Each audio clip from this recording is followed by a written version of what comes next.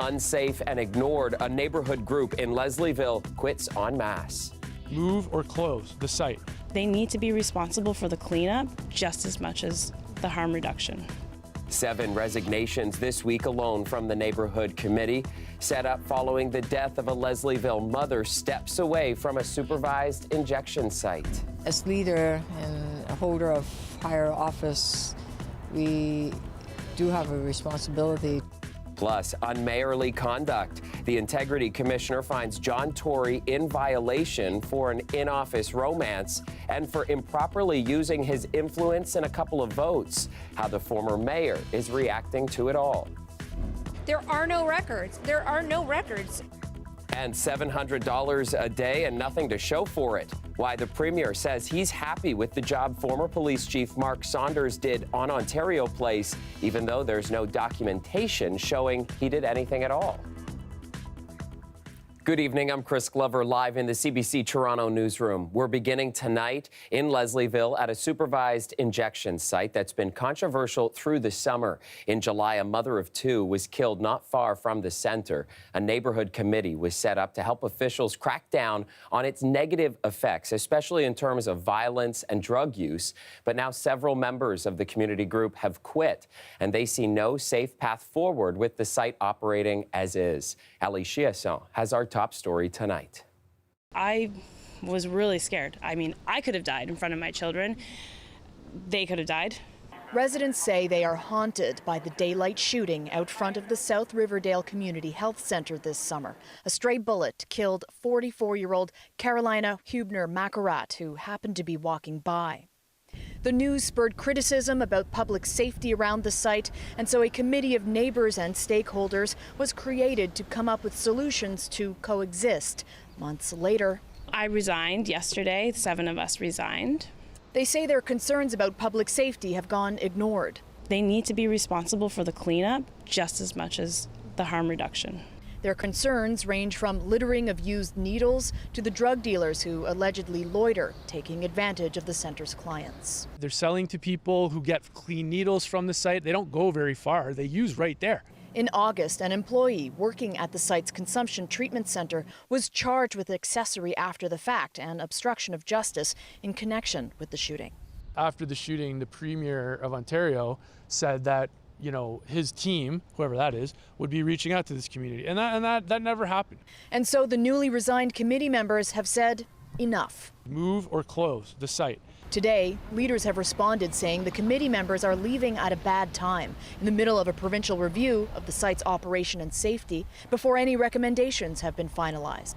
And as the city has been coordinating efforts with police and the center itself. The city has been working very closely with both the director and the staff and the board of the clinic and with police officers in the local division to make sure that people are safe and they feel safe in that area.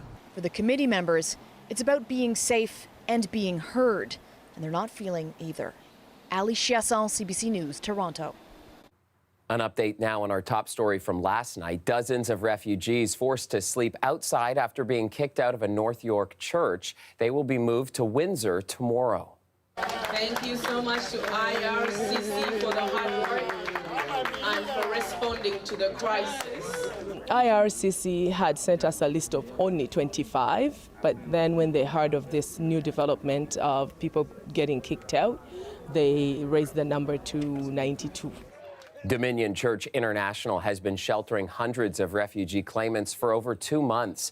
But yesterday, it had to kick out about 100 people and their belongings after the landlord said he needed the space back to host Thanksgiving events. Advocates are calling on the city to provide more spaces for refugee claimants, but the city says it can't keep up with the demand and is calling on the feds for more funding. The man charged in the grisly killings of 2 women in Toronto nearly 4 decades ago pleaded guilty in court this afternoon. Joseph George Sutherland is facing 2 counts of first-degree murder in the killings of 45-year-old Susan Tice and 22-year-old Aaron Gilmore. The murders went unsolved until last November when advances in DNA technology led to Sutherland's arrest. The women were both sexually assaulted and stabbed to death in their beds in August and December of 1983. In North York, a man is in custody after a fatal stabbing in an apartment building today. I was just coming down for an Uber and saw a whole bunch of blood in the stairwell, and they told me that I wouldn't be able to go back in the building.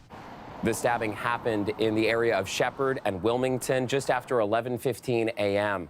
A man was stabbed and he had wounds, and a woman with minor injuries. They were both located. Police said that they were a married couple, both in their 50s, and they were rushed to hospital where the man later died. A 77-year-old male suspect was arrested on scene, and the homicide unit has taken over the investigation. Big news tonight about former Mayor John Tory. Toronto's Integrity Commissioner officially finding Tory violated the city's code of conduct. The ethics watchdog made the findings in relation to an extramarital affair that led Tory to resign in February. City Hall reporter Sean Jeffords has more. I've decided that I will step down as mayor so that I can take the time to reflect on my mistakes and to do the work of rebuilding the trust of my family.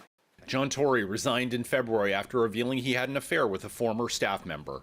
Toronto's Integrity Commissioner says while the relationship was wholly consensual, the former mayor violated the city's code of conduct because of the 3-year on and off again affair. The report finds the former mayor failed to observe the terms of the city's human resources policy by not reporting it. It also finds that Tory improperly used his influence on 2 votes related to the FIFA World Cup. At the time, the former staff member had taken a job at Maple Leaf Sports and Entertainment and was on the team handling the company's World Cup work. The watchdog says Tory should not have voted. Councillor Paula Fletcher says she's concerned about the conflict of interest violation. I think if I had a relationship, not just a little relationship, if I had a significant relationship with someone who was on the other side negotiating this deal, I would be very, very careful. The Integrity Commissioner concluded that there was no evidence that Tory was involved in the former staffer's promotion within the mayor's office or getting her hired at the Scarborough Health Network Foundation or MLSE. In a statement, Tory says he accepts the findings. I sincerely regret the impact my actions had on so many people in my life and on the people of the City of Toronto, who it was my honor to serve for so many years. Mayor Olivia Chow says people in public life must be held to a different standard. As leader and a holder of higher office, we do have a responsibility to have a higher code of conduct. The Integrity Commissioner has recommended no penalty for Tory because he's left office. But municipal lawyer John Mascarin says the investigation is important. To me, it's imperative that you have this sort of reporting. You have to highlight, shed a spotlight on wrongdoing, and I think that's what the report does. Critics of the current code of conduct say that penalties aren't strict enough. Even if Tory were still a member of council, he could only face a formal reprimand or docking of pay. Regardless, City Council will debate the matter at its meeting next week. Sean Jeffords, CBC News, Toronto. On the heels of an unusually warm stretch of days in the Toronto area, new data confirming the realities of climate change. A major international weather service says last month was the hottest September on record for the planet, and it's the 4th month in a row where the planet broke the monthly heat record, putting 2023 firmly on track to be the hottest year in Earth's recorded history. And it is still warm tonight at 17 degrees and rainy this evening. Colette is here with a first look at the forecast. Colette, some beautiful fall colors already vibrant, but as you've been telling us, things are a bit delayed on the leaves turning this year. Yeah, Chris, that's right. We've been talking a lot about the leaves and how they're a little slower to turn here for the lower Great Lakes region. But those that have, especially maples, now we've got rain and wind coming in. So we're going to see some of those coming down and on the roadways. And just a reminder, you know, we've had so many dry days of how we need to drive when we encounter these kinds of things. So assuming a speed, this is just if you're going 65 kilometers an hour and now you're trying to stop. And you need to, if it's a dry road, well, then you can do that in about 25 meters, okay? That's about 80 feet, 25 meters. Now, once the road is wet, as we're seeing the wet roadways that we have, you need 50 meters. And if it's wet and some of these leaves are there, they're very slippery. Watch that if you're walking on the sidewalks as well. So we're talking now about a stopping distance of 75 meters. Think about how long that is. Like, think about swimming a 50-meter pool. I mean, it's that and another half again. So just be cautious out there, okay, folks? Yeah, daytime highs. Warm again today, not as warm, overcast. And now, of course, the front coming through, bringing that rain. It carries on overnight tonight into tomorrow morning. And then I think we will see some breaks, even in the cloud deck, but it remains unstable. And that is the pattern as we go into the holiday weekend. So although tomorrow afternoon may look okay, as we get into Saturday, we're going to see more rain showers coming back. 17 overnight tonight. 21 for tomorrow. Keeping in mind the breezy conditions, we're going to look at all of those things and how much rain we're getting when I come back. All right, we'll stay tuned for that. Thank you, Colette. Now to Vaughan and some new housing commitments to tell you about. The federal government is promising millions of dollars for new housing. We take it as a vote of confidence in what, as a council and as a team at the city, we are doing. We take it as a vote of confidence in this community. The $59 million deal will see more than 1,700 new housing units fast-tracked in Vaughan over the next 3 years. It'll also amend a zoning bylaw in the city to allow the construction of 4 residential units on a single lot. The plan is to spur the construction of more than 40,000 homes over the next decade.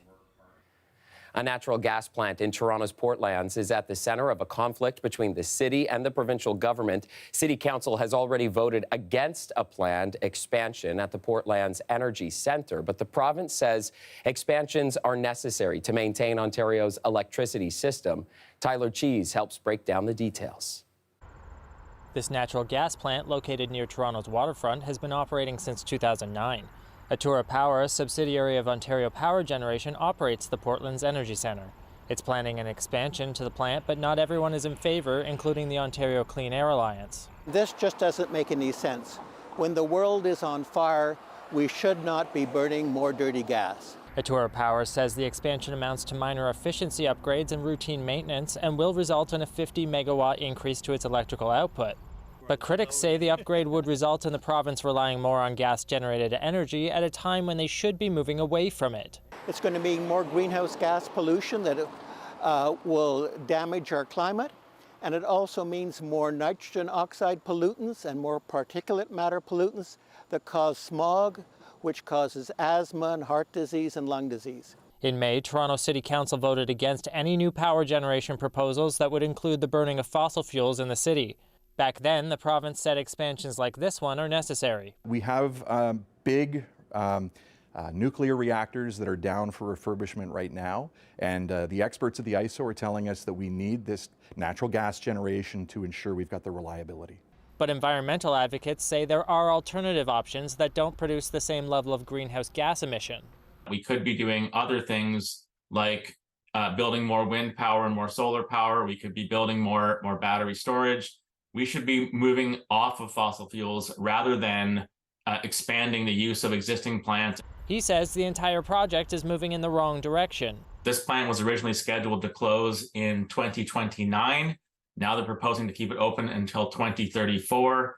That's going to mean more greenhouse gas emissions. That's going to mean more pollution. At a virtual consultation meeting earlier tonight, Ontario Power Generation assured members of the public the expansion would not affect the physical footprint of the plant. The company also said the expansion would not increase emission levels. Tyler Cheese, CBC News, Toronto. Welcome back. We now know the Ford government's proposed legislation to restore land to the Greenbelt is expected to be tabled the week after next.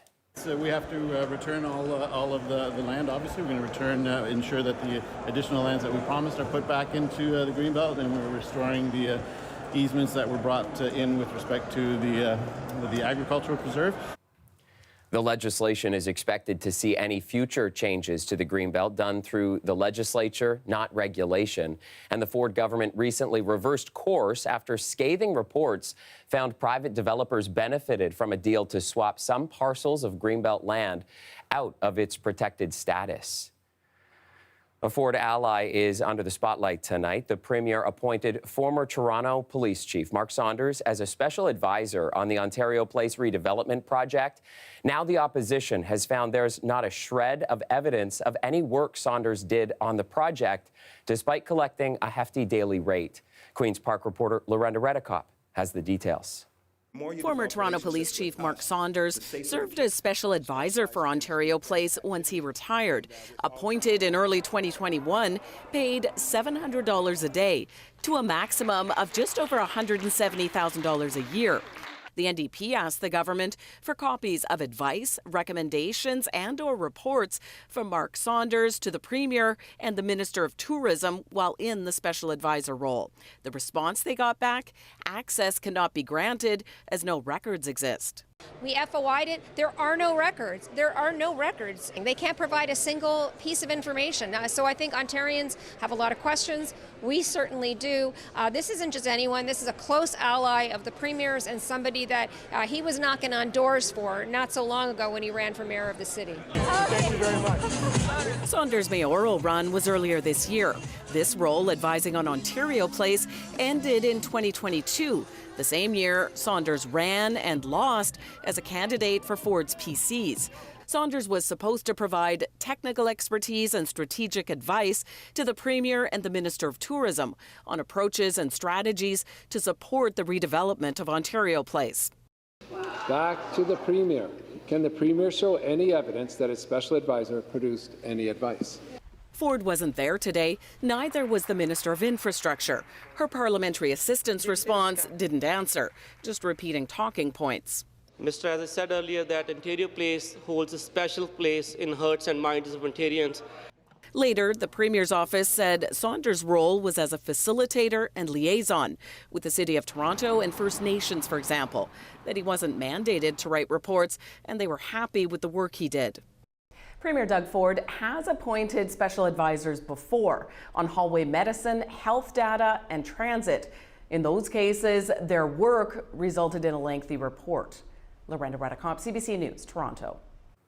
The province and the federal government are facing new funding demands tonight from Toronto's Transit Authority. The TTC says it needs help replacing aging trains and infrastructure along Line 2 of the city's subway system. Greg Ross has the details. Some TTC riders say they've already started seeing issues on Line 2. A lot of delays when it stops, it slows down sometimes, and then sometimes it skips a station, which causes a lot of problems. There are more service disruptions caused by unreliability from the equipment breaking down. Chloe Tangpongprush with TTC Riders says Line 2 is too important to the city to let it deteriorate. It moved over 500,000 people every single day before COVID, and it is the backbone, the east and west backbone of our city. The TTC agrees, which is why plans are already in the works to upgrade the system. So we need about 80 trains in total. Most of it would replace the Line 2 trains that are reaching end of life, and then some for Line 1. TTC spokesperson Stuart Green says it would take years to fill an order like that, which is why they need to start the process now. But they can't without help from both the provincial and federal governments. We're looking at a budget based on estimates from a couple of years ago that are about $2.5 billion. We have about $800 million allocated from the city. Right now we're in conversations with the province and the feds about funding the other 2/3. The TTC riders say the sooner the better. It would be an absolute disaster if a mechanical issue were to cripple Line 2. That's exactly what happened earlier this summer when a train derailed on the aging Scarborough RT. Line 3 was later closed down for good. The Line 3 derailment and shutdown was disastrous for so many Scarborough transit riders who depended on the line to get around. The TTC says they also need to upgrade the signaling system along Line 2 to allow for automatic trains. Greg Ross, CBC News, Toronto. Long-range forecast now with you, Colette. And if you felt a change today, just buckle up for what's coming. Yes, so many changes. We've had such dry weather since going back to the beginning of September, just over 10 millimeters of rain. And now here we are looking at much more significant stuff coming through. Also changes with the winds and our temperatures. So we continue to deal with this, some of the heavier stuff through the overnight and early tomorrow morning. So travelers beware. I know holiday weekend that we're getting close to or getting into. We'll see a dry slot behind that, and so that may even bring some sunshine tomorrow afternoon, including all the way back towards southwestern Ontario. But just keep in mind, still there'll be that chance of some showers, and then not only a chance, we really get into that rotation of some waves of rain coming back in on Saturday. Again, at times breaks, then more waves, and even into Sunday we'll have that risk. So it's not like it's going to rain all the time. It's not like you won't ever see the sun, but it will be cooler, breezier, and more importantly, wetter than it has been. And we do need the rainfall. So the winds, some of the stronger winds really coming with the passing of this front tonight and into tomorrow morning. And then we'll see them kind of backing off a little bit and also shifting direction and getting more westerly. Along with that, in terms of the amounts of rain, yeah, Toronto may see 15 to 25 millimeters. Hamilton, over 35 millimeters, certainly possible. This could shift a little bit, but it gives you an idea. Even some of the lesser amounts are close to 10 millimeters there into southwestern Ontario. You may get off a little bit easier, a little bit drier with this unsettled weather for these next few days. The overnight temperatures are still mild, certainly where the front isn't passed or hasn't passed yet. And you see that into eastern Ontario. But just looking ahead, Toronto still about 5 degrees above seasonal for Friday. But then it really drops down and goes below seasonal for the daytime highs as we get into Saturday. And not only that, a big change in how the days begin because those overnight lows are going to be that much cooler as well. So yeah, we just got to change our outfits and grab those umbrellas and get ready for it. Happy Thanksgiving, Chris. It doesn't sound that hard to me. All right. Thank you, Colette. Finally, tonight, Terry Fox is being honored with an art installation at Toronto's waterfront. This space will be a place for inspiration and reflection. It will prompt visitors to ask uncomfortable questions. Have I tried my best? Could I give or care for others more? What is my purpose? The new public art project is called We Are Shaped by the Obstacles We Face. It's located beside the Toronto Music Garden, and the design is meant to inspire people to keep pushing forward and to recognize all that can be achieved with a positive perspective. What a great message there. And that's our show for you tonight. Thank you so much for joining. I'll see you back here tomorrow night at 11. We'll see you then.